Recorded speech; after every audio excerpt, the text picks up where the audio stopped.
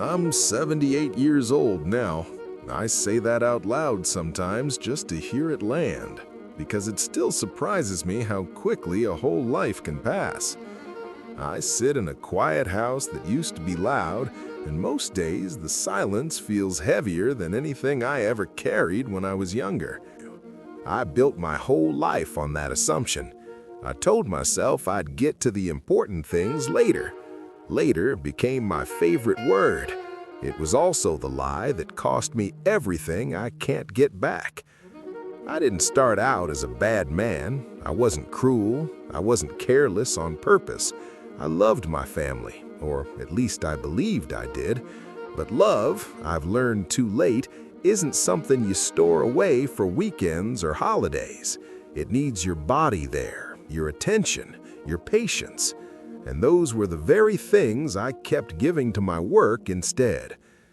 I grew up watching my father scrape by. He worked hard, but there was always worry in his eyes, always bills on the table. I promised myself early on that I would never live like that. I would build something solid, something respectable, something that would make my family proud and safe. In my 20s, that drive felt noble, necessary even. I took the long hours without complaint. I said yes to every opportunity. I told myself this was what being responsible looked like.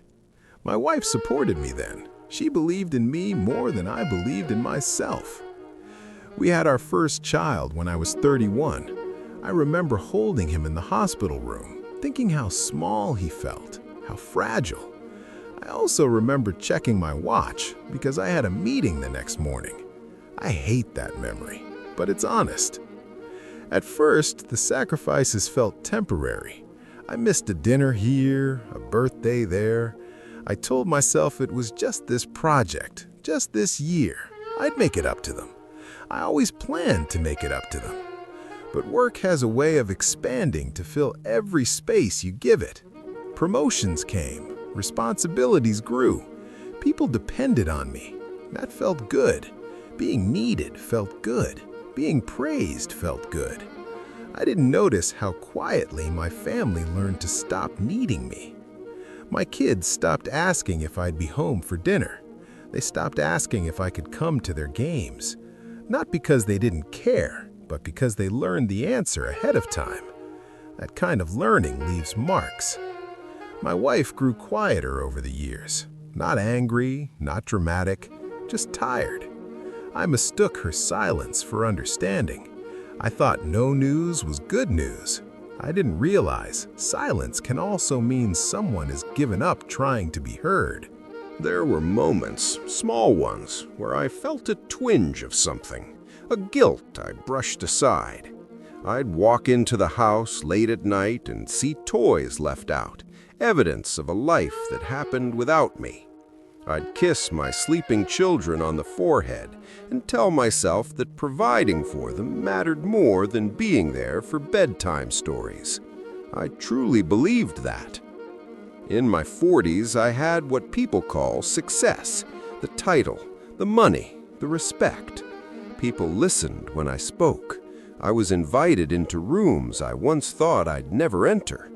From the outside, my life looked like proof that hard work pays off. Inside, things were thinning out. Conversations with my wife became practical. Schedules, bills, logistics. We stopped sharing our thoughts the way we used to.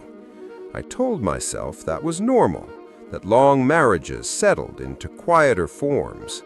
I didn't ask her how lonely she felt, because I didn't want to hear the answer. My kids grew into teenagers. They became their own people with their own worlds. I barely knew those worlds. I knew their grades, not their fears. I knew their achievements, not their hearts. I was proud of them, but pride is a poor substitute for presence. There was a moment I still replay sometimes. My daughter was about 16. She came into my home office one evening and asked if I could help her with something. I told her to give me 10 minutes. She nodded and left. I worked for another hour.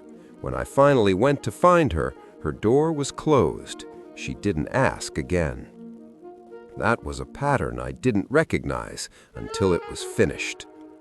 I told myself I was doing all of this for them, that one day they'd understand, that one day I'd slow down and we'd enjoy what I built together.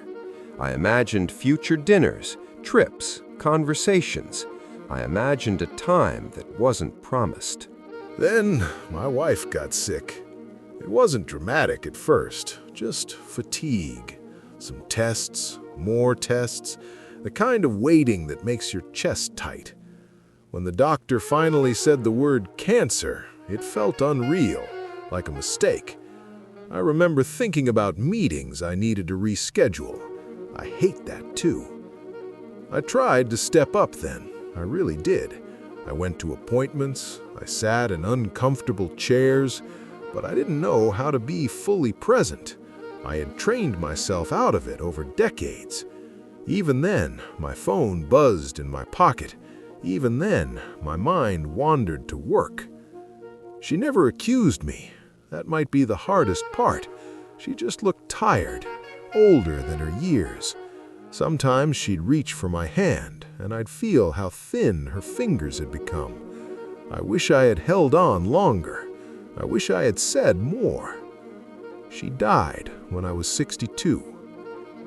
After the funeral, after the casseroles and the condolences, the house felt hollow. My children were grown by then.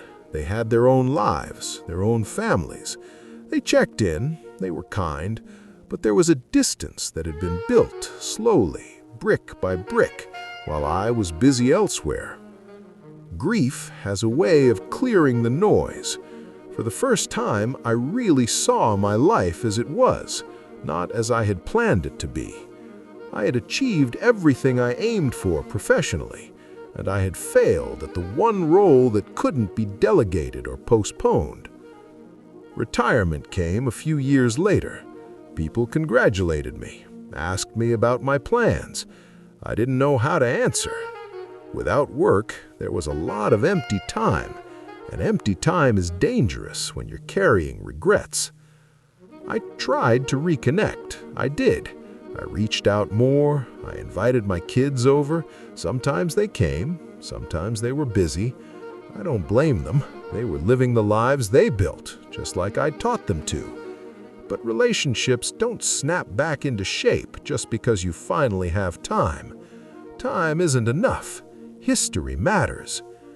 Now I sit in this house and look at old photographs. Birthday candles, I wasn't there to watch them blow out. School plays I never saw. Vacations my wife took the kids on while I stayed behind to work. These aren't dramatic losses. They're quiet ones, and they pile up.